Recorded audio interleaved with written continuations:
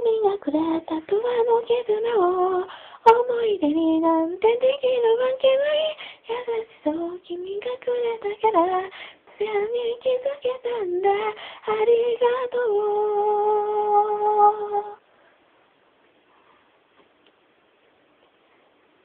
勘違いした器用さを放って優しさ知らぬまるで狼さ。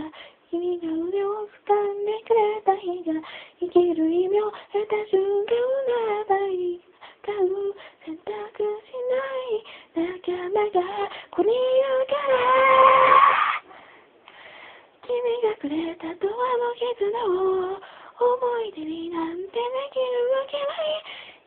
厳しさを君がくれたから優しさをとうとう知った。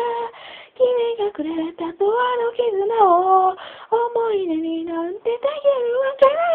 優しさを君がくれたからさに気づけたんだ。ありがとう。